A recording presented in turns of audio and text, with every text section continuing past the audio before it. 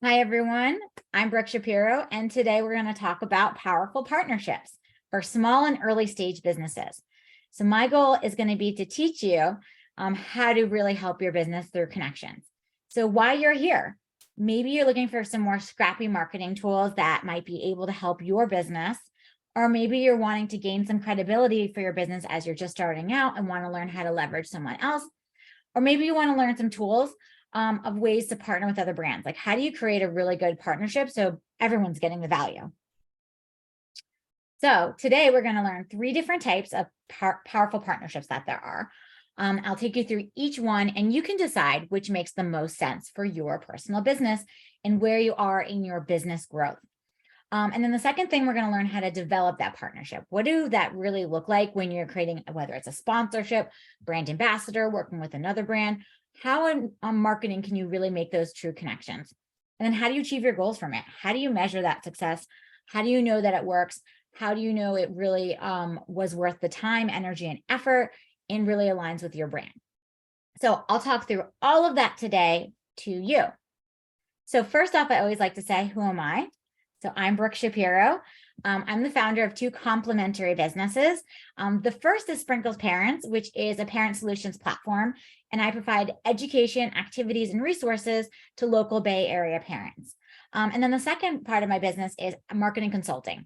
So after 15 years in corporate marketing on mostly baby brands in the CPG, QSR, and a few other space in the technology space, I now help early stage businesses with their marketing launches. I help find them turnkey solutions, help them put their strategy together, and really set them up for success so that they can grow instead of throwing things against the wall and seeing what works. I really help your business, and I'd love to work with you, be set up for success. So I always start off with, what is a partnership? What does that mean? Because I feel like it's a very loose word. Some people might say partnerships for PR. Some people may say stuff for influencers, or what does that mean? So I'm going to talk about partnerships in 3 different ways. If you have questions, feel free to put them in the chat, and I'll go over other partnerships that you may have in mind. But what I think is going to be great is my experience is on the marketing consulting side. I work with a lot of partnerships, brokering those, developing those, finding those. And then on the flip side with Sprinkles Parents, I'm also on the other end, receiving a lot of those partnerships, being that influencer, being that brand ambassador as well. So I feel as if I can see both sides, and I want to share those insights with all of you today to help you. So, what is a partnership? A partnership defined is actually a relationship between 2 or more people or brands to benefit their business. You might know, like, a partnership from an accounting standpoint, right? Like a LLC partnership. They typically have a complementary products, audiences, and values. They work together to develop an offering or a program that's leveraging maybe clout or tools or something for either each other to benefit or one to benefit. And they can be either paid or not paid, depending on if they're sponsored, a brand ambassador, or true collaboration. So the 3 I'm going to talk about today are sponsorship, brand ambassadors, and a collaboration. That's how I like to think of all 3 different types of partnerships when I'm either creating them for Sprinkles or whether I'm brokering them as a marketing consultant for my clients. So first, we're going to talk about sponsorship. So sponsorship can be thought of in lots of different ways. You might think of a personality sponsorship. I just watched Coke versus Pepsi. Pepsi Wears My Jet plane. If you guys haven't seen that, really great on Netflix. And so in that, you saw Pepsi had lots of sponsorships with the Kim Kardashians, Brooke Shields, and all of those different celebrities. And that's how I think of a sponsorship, where someone is paying someone else to do something. So when there's a sponsorship, there's a transaction. Someone is paying someone else. So if you're working with an influencer, you're paying them. If you're working with a community like Sprinkles Parents, you're compensating them. And the reason you're doing this is because they have the audience that you want to reach. You want to get your business or product in front of them. So it's really important that, there is a measure in place that the sponsor who you're working with, or community or influencer, whoever, is knowing what you're expecting of them and ensuring there are clear results. So that's usually in the contract. So everything needs to be very explicit of what you expect, what is reasonable, and make sure that you're frankly getting the value that you're compensating for. So I think I want to convey here is that you need to ensure and in the partnership that there's amount of clarity, the monetary value, and there is processes set in place so everyone is set up for success. I think a lot of times we just want to throw stuff to an influencer and expect something back, but it's really key to have the clarity of expectations, knowing what you expect out of them, knowing what they're going to actually deliver for you. Whoever that sponsor is really going to be key. So, sponsorship tips. Clear goals and expectations of what you expect, as I mentioned before. If there's an event for a sponsorship, you're sponsoring, for example, Sprinkles Parents, we do webinars or a baby meetup. There's not just, as a brand ambassador or whoever, they're doing the event for you. They also need to make sure to promote it for you. They need to make sure that people show up. It's not just about the organization, and it's about the promotion. Or if it's not promoted by them, ensure you're clear on that and it's getting promoted, because there's, as someone can put a really great video for you and send it back to you, but if they're not promoting it and putting it in a story for an influencer, or they're not sharing something out that they're creating for you, I see this all the time. If the tree falls in the forest, does anyone hear it? So it's really important that with your sponsorships, if you do an event or if you're having them create content or something, there is the promotion that's tied to it, so that way you can get the results. Clear timing of the ask, I think, is also going to be really key. So making sure when will this be posted? Someone reached out to me this morning about sending out an email for them. And I could have just done it or in a week, whenever, but I wanted to get clarity of when they expect this email to go out. How many people are they expecting to see from it, to ensure that everyone is clear on expectations. Ensure you have access to copies. So a lot of times, again, with influencers, I see they'll make videos, they'll post it, but they don't necessarily send it back to brands. So ensure you get the asset, the raw video file, the email addresses that they sent an email for you. Can you get access to the open emails? Or can you get access, if you did an event, to the email addresses? Ensure you're getting as much information as you can. Or if you are on the flip side, like me as a community, you either offer that up or, make clear guidelines that that's not something you provide. What you want mentioned, said, and promoted is also really key. Are there key product benefits? Is there education on the usage? I'm actually working with a gum line 10-pill product he wanted me to show to parents, and I frankly can have a hard time understanding how to use the product. So it's been a lot of education on my end so that I can properly educate others about the product. So ensure it's really clear. You say what benefits you want it to be said so that they can communicate it for you. You breathe this every day. You may not have the same thing when you're working with influencers. They might not know your product as closely. So, and examples of what you're looking for. If you're going to go into a sponsorship with someone, show an influencer you really liked working with, or show a program that was successful in the past. Or again, if you're on the flip side like me, show what you can do and what works really well. The more communication, the more everyone's set up for success, as I've seen lots of sponsorships gone awry. So how to know if a good sponsorship? They provide you value, as I mentioned, the emails, the sampling, they're giving you something. They've shown you success in the past. There's like some amount of scale or engagement that you clearly can back out to get numbers. Again, for $500, you get 5,000 new email addresses, and each person if you get those email addresses has a return of what on your business. I've worked with lots of my consulting clients that have originally come to me that will pay $5,000 per influencer post, and the person posts the story, and that's that. And that doesn't provide them value. They didn't get any information. They didn't get the raw asset. It, disappeared after a while. So you need to ensure that you can back out exactly what you're getting, whether it's guaranteed views, and what does that view mean for your business? Do you know when you get views, you get sales automatically? Is that true? I would say no. So ensure that you clearly know what it converts to for your business. It's reaching your right audience that buys or wants to buy your product. I have a client, who sponsors race cars, and his product is like a premium skincare line. And so it's not necessarily aligned to who his audience is, this race car sponsorship. So make sure if you're doing a sponsorship, it really is the audience you want to reach. You know, this audience is willing to buy your product and it makes sense for your brand. So I want to make this engaging.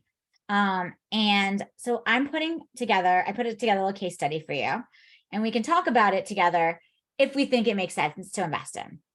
So here's a brand, here a baby sleep sack brand. And the sponsorship is with a sleep consultant that you want to work with.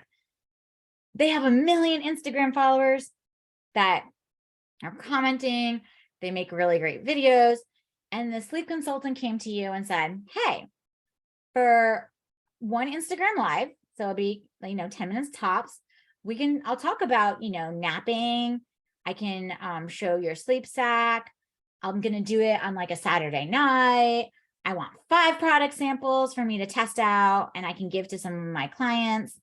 But I'm not going to do an Instagram post.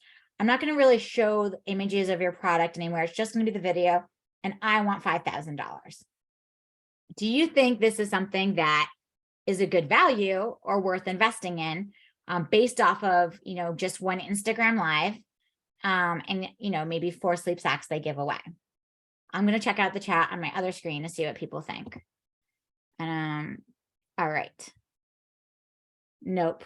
Right. It is not something that I think people are going to want to invest in. Right. Cool. Yeah, so it's definitely not something there because you have nothing at the end. It's really 10 minutes of time for $5,000. The giveaway is great with some of their clients, but you don't know who these clients are at the end that have gotten these sleep sacks to either follow up with them or have them share with their friends. So you really want to back out again to what the value is. Does it make sense for your business? And how do you ensure it grows? So the next type I want to go into is brand ambassadors. So there are 2 types of brand ambassadors. One is the high reach ambassadors. So that, some people call brand ambassadors, like, again, I call it sponsorship, but some people just, makes a call a high reach ambassador, like the Kim Kardashians, or, someone really influential doctor, influential nutritionist might be, someone who's like, more high reach and who's posting and established. But there are also more long tail ambassadors that might just be local moms, or it might be small scale trainers, in local areas if you're a gym product, or it could be people who just have, 1 to 3,000 Instagram followers or TikTok followers that are not, super high scale in the millions, but they still have a really high engagement and a really high reach. And those are really great to have too. The thing with the brand ambassadors is you're typically not necessarily paying them per se. It's usually like an affiliate link, a percentage of your product sales. You might not be paying them. You might be offering them swag. They might be getting access to something. It might be something where you are, giving them, clout or something to be part of your brand ambassador program. So these are really great programs. They take a lot of energy, a lot of time, and are something you have to actually do really well. It's not as turnkey as I think a lot of people seem to think. I've been building out a few brand ambassador programs currently for some of my clients, and I'm seeing what works and what doesn't. And engagement with these brand ambassadors, constantly reminding them, is definitely something that you need to do. And I'm also a brand ambassador to 15, 20 brands as well. And so I've seen on the flip side how they, spark me to want to post about it, how they remind me to post, how they get me to engage.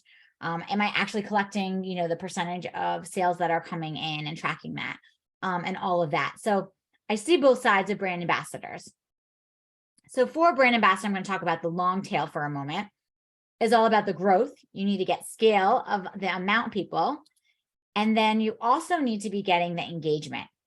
So from the engagement standpoint, you need to be getting them, again, constantly reminded to post, constantly, hitting goals, constantly a leaderboard. And if you're going to make a Facebook group for them, a lot of people do, like getting them to talk about whatever this product is. So an example of a brand ambassador for me is like, I am someone, and I have 2,000 people in my sprinkles community, people ask me for advice. I have a highly engaged audience, right? And so brands may say, okay, I'm going to give you a unique link and we want you to post it. So I'm just going to put people on mute. And so that's all well and good, but like, why does that benefit me? Why should I want to post about it, right? Like, do I get percentage of sales? Am I going to hit a leaderboard? Am I going to get swag? Am I going to get clout? How do you remind me? It's not necessarily something top of mind to, post for your brand. Brand ambassadors are on lots of different brand ambassadors. So it's not as ingrained to them to think about your product. And you also need these brand ambassadors to love your product, be in places to be posting about it for you, and be really authentic to connect. Because people can smell, these fake brand ambassadors all the time. You may see them on Instagram trying to tell you to, sell jewelry. And like I said, really liking your product is key. So how do you build this brand ambassador list? I get that question a lot as well, because, it's not something easy to do. You might be lucky enough to have access to people to be your brand ambassadors. Could start with your friends if you're doing something with moms and you're a mom and they have friends, or if you're into hunting or something and you just like your hunting buddies and they can start wearing your products and talking about your brand, whatever it is, you can start there too. But I always say, take a step back and understand who you want to be your ambassador. Who's like, if someone saw their face, they're like, oh, cool, that's great. They're associated with my brand. If you're like health and fitness product, you probably want to have someone who is in the health fitness, either space or really cares about their health and fitness, or, reflects that passion. So it's really important to have that lineup. Depending on your brand ambassador audience, then figure out where to find them. If they're like, registered to a certain board, if it's a certain, product, or they're members of some association, if it's on Instagram, a certain hashtag, if it's on LinkedIn, certain keywords, like think about where your brand ambassador is, and who that audience is and where to find them. And then 3 is create a script that shows that you can just rip and reapply, make it as personal as possible so they don't feel like it's cookie cutter. And I like to say, always have something that's like a little unique to them so they know it's not, a standard rip and reapply. I talk about a cool benefit of like the brand, for me, for my consulting, whatever the product I'm working on, the benefit is I offer a sample, if it's easy enough to ship. I see if they're interested to sign up and clearly show them the benefits that they get by signing up. I show them what they can offer their, audience, their community, so that they're giving away something to their audience. That's really cool. And then I kind of close it from there. And it has been really successful, when reaching out to people across these different platforms. So that's how, I like to build my brand ambassador list. Now, the thing that I find is really hard from like a bandwidth time for me personally is always how to engage these brand ambassadors, right? As I said, as a brand ambassador, it's not top of mind for me. I'm on 1,000 of these. And as the marketing consulting and me on my flip side, how do I get these people to inspire to post? How do I remind these people to actually keep posting over and over, including it in different ways? So once I say you need to start off and get at least 20 ambassadors to kick off, you get them to be at least agreeing to it. They're getting their unique link. So that way, if it's working as a strategy overall and for them personally. Weekly or so, you're going to be reminding them to engage. You can show leaderboards, as I mentioned. You can get their opinions of new products. Like people love to be part of something of, where they feel connected to it. So if you're working on a different flavor or a new product coming out, or trying to pick a color of something, like your brand ambassadors are your best focus group. Assuming you pick the right ones, they love your product, they're engaged, and they want to be part of it. You want to provide them content and copy to make posts easy. That's the biggest thing, is like, make it turnkey. Don't kind of expect them to post whatever they want. They don't necessarily know. It could be grammatically correct. Like, it's easier if you say, hey, this is what you should post. So it's really important that you kind of give them the tools they need to post. And you check in and see if you see this person had high sales last month and a little sales this month, like check in, see what's going on, see how you can re-engage them. As I said, I'm a brand ambassador, and one of the brands called me yesterday morning. I was like, hey, I see you haven't posted about it in a while. What's going on? Why are you not posting? What do you need? And I said, frankly, I was like, I'd rather have a partnership or sponsorship than brand ambassador at this point, knowing where, my skills and strategies are. And she said, okay, great. That makes more sense. You've proven yourself. Let's go. And I think that, again, from a sponsorship perspective, it's great to test them as a brand ambassador first before you might get into a sponsorship with them. So what can they deliver for you as a brand ambassador? They have engaged audience, et cetera. And so then you could bring them on to be a sponsorship afterwards. I've seen that work really well too. And some people may not want to be a brand ambassador first. They may just only be wanting to do sponsorships. So know that as well. So I actually wanted to share with you guys an example of what a group looks like. So as I mentioned, I'm a brand ambassador, lots of brands. One of them is June Care. They provide on-demand childcare using stay-at-home moms that can watch your kids on demand. And so what they did was they created a Facebook group. So that way they could put all of us who are ambassadors together. You can see here, she's telling me what to post. And she's also showing us, like on the right side here, there's the leaderboard of how people are doing. So I can see compared to others, if I'm actually like on the top, am I on bottom? Am I giving them qualified leads? Are they not getting qualified leads from me? She's saying how many new ambassadors. Every month they have a talk with their ambassadors about something about parenting. So I feel more engaged and I want to tune in, and it reminds me to post about them. And like I said, I think it's really great. I'm a brand ambassador for some cookie brands and for some other baby skincare brands. So there's lots of different, again, ambassador programs out there. There's no one size fit all. I think it just depends on who your brand ambassadors are and what they want and what they need. I've built for my consulting client a brand ambassador program for nutritionists and like fitness and all of that, and trying to get them to recommend to their clients the product, put it in their meal plans and things like that. So that, you just need to keep reminding them over and over and over, because they aren't marketers, right? These are long tail business owners themselves, if they are, the fitness nutritionist. And for June Care, they're either stay-at-home moms or regular mom marketer, like mom community people. So they may not know what to do. So you really have to turn them. It's like managing a sales team into your brand. Another thing I just wanted to note, a lot of times people get confused by brand ambassadors and affiliate marketing. Although you give them both a unique URL, so I'm just seeing if there are questions. You track it a little differently. So I always say affiliate marketing is less of a partnership. It's more like you have a unique URL and you push it places, and different content writers, PR people, bloggers, etc., might pick up your link, and you're paying them, again, a percentage on the back end, but it's not really a partnership. There's no growth or future allegiance to you. They just happen to be writing about something and pick up your link and put it there. And then brand ambassadors, they also have a unique link, but they are more dedicated to you. They're your sales team. They are your spokesperson almost. They are your connectivity out into the forces. In CPG, we call it a field marketing team, where you have people out at all retail stores and things like that. So they're like your boots on the ground. But affiliate is just more one-time transactional, putting up a link. I would say, if you can do affiliate right, it's really great, really strong tactic. I'll do a future webinar all about that in depth. But for today, I'm just more talking about the partnerships, relationships, and the brand ambassadors in that sense. So the last one I want to talk about is collaboration. Collaboration is where you, another brand or another person, you work together and you give and receive equal value offerings. There's typically no exchange of money. You have a brand friend and you call up and say, hey, I'm doing this. You want to do this? Okay, cool. It's an offering where one example might be a workout class near me may say, hey, do you want to offer Sprinkles parents a free workout class you could do a program all together. I say, I was looking for an activity this month for everyone, so this is great.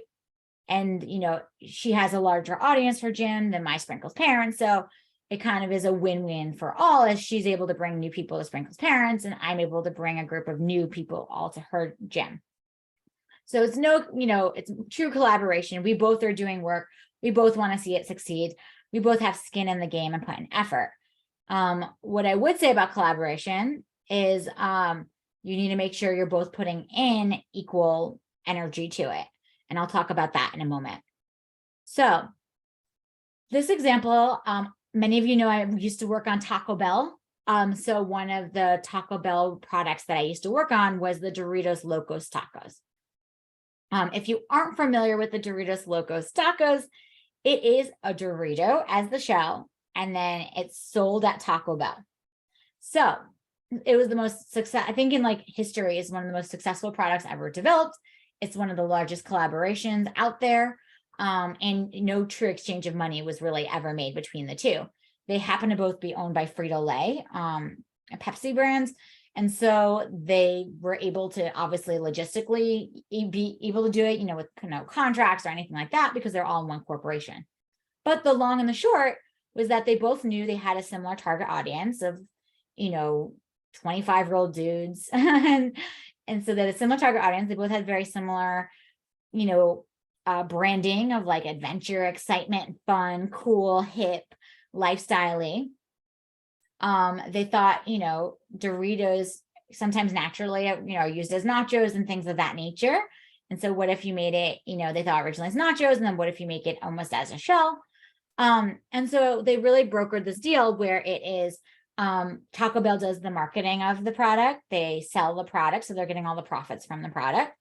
And then Doritos, they're providing the ingredients. They may bring people to Taco Bell. They may, they're getting their brand name out to all the Taco Bell audience, which is huge, and at all these locations in a new place.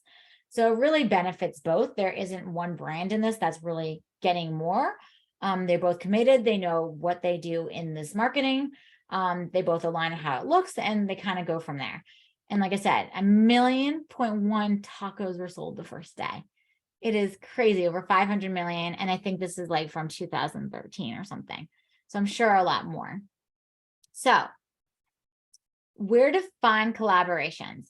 So I think the way to find collaborations is tapping into your existing network. Who do you know already? Who's in a Slack group with you? Who is in a pitch competition? Are you in an incubator? Are you in a class? Like, just start tapping into your existing audience. Once exhausted, you can ask your network for introductions, kind of like anything with a business or with your job. You just start doing one breadcrumb to another breadcrumb to another breadcrumb, and think about who you want to be your ideal collaborator too. If you also want, if you're in like baby space or nutrition space or any space, feel free to reach out to me. I'm happy to help open doors, make connections. I have 5,000 people on my LinkedIn network. I always do brainstorms to help with partnerships as well. So one successful collaboration, again, as I was saying, is equally. So both people have to be equally in it. I just did a giveaway with one of my clients, and they wanted to partner with someone for a giveaway, and we were doing all the work. We were promoting it. We created the asset. We posted every day. The other person just gave us product, and he wasn't really, posting it or reminding it or engaging people. He just kind of coasted along. And the giveaway didn't end up doing that great because we both weren't in it. If we both put in equal energy, it would have really been a great benefit to both. So it's really important, if you're going to do a collab with someone, they're in it just as much as you. If they say, oh yeah, we'll do it as long as we don't need to do any work, that's usually to me a red flag of it's not going to be a good partnership. So both brands get, like I said, equal value and equal, input into it. When not to partner, like I said, if one party is having to put in all the efforts, if it frankly takes too much time and a very little return. If you're putting on a webinar like this or an event, and it takes a lot of time, it takes a lot of energy, and there's nothing in return, you're not seeing, your branding come through, or you're not seeing any value that people got from the event, or no one showed up to the event, it's, the time return is always there. If you actually want to leverage your asset or be paid for it, frankly, like if I do some consulting work with some, this baby brand group, and they want to be paid for their sponsorships, or they want to be paid, to work with others. And so every time they do a free partnership, they leave kind of feeling burned or feeling frustrated. So if you want, to do more sponsorships, or if you don't want it to be part of something, a collaboration, then, don't do it. As I said, no real value, or it's the wrong audience. So if someone comes to you and they say, hey, I'm a men's skincare line, and you're a baby brand, and they want to collaborate with you, like, it may not be the right audience, right? I mean, if you connect with dads, great. But make sure what you're doing really aligns with your audience. Like I said earlier, the race car and the brand, like it didn't align. It made no sense. Like you need to ensure it really is reaching either aspirationally who you want your audience to be, or someone you know has the budget or would actually buy your product. So don't partner if you're like definitely going after two people and don't make sense. I mean, I think unexpected partnerships are the best type of partnerships. If you might remember a few years ago, M&M and Geico, they did a partnership together, which seems so random, but it was one of the highest viewed YouTube videos, I think, at the time, because people were like, why is the gecko with M&Ms? And it was unexpected, but they obviously had the data where they both have such mass awareness. They both felt their cartoon characters would align. They both wanted to split, I think, a Super Bowl ad. Like there was just enough there with two people in their marketing teams and or two people in the business that it ended up making, ironically, was so shocking and interesting that it made sense. But again, if it's totally out there, it might just be a swing and a miss too. So how to collaborate, and I'm going to start breezing along. So how do you collaborate? Clear list of what you want. Who's your ideal partner? You develop the ideal list of people you'd want to partner with. You're going to make a list of what value you bring to the table, which I'm going to talk about a little bit next, and what you can offer them.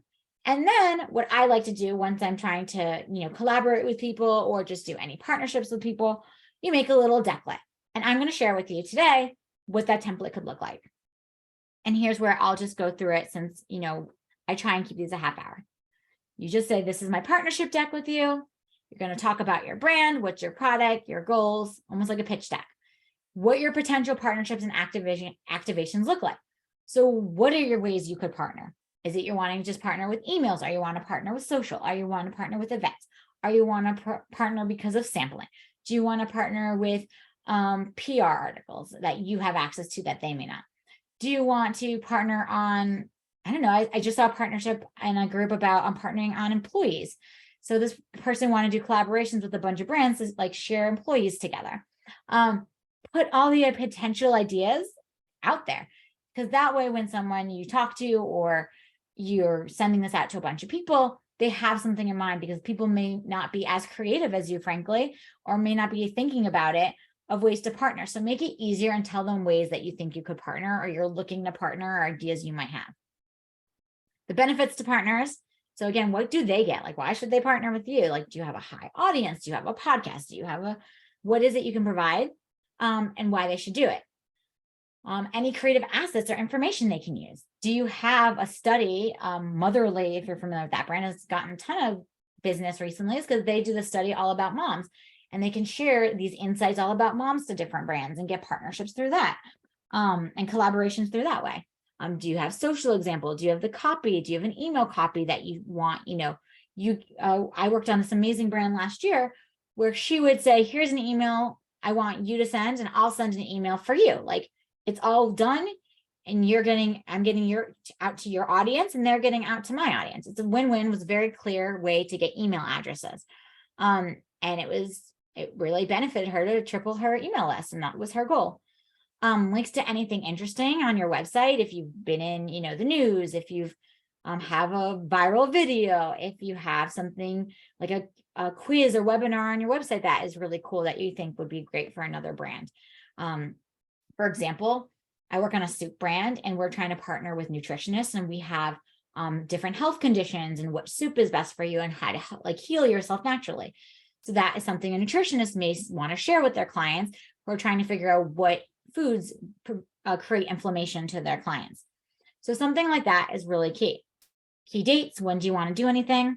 Your contact information. Make sure if you're doing a partnership with someone and they talk about your brand or you talk about their brand, you're driving back to their brand, you're driving back to their social. So make sure they have email addresses, whatever it is, to get a hold of you.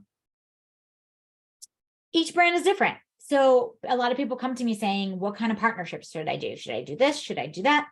But each brand is so different, depending on your product, depending on your budget, depending on the stage of your business, depending on your skills, depending on your team skills, depending on your time.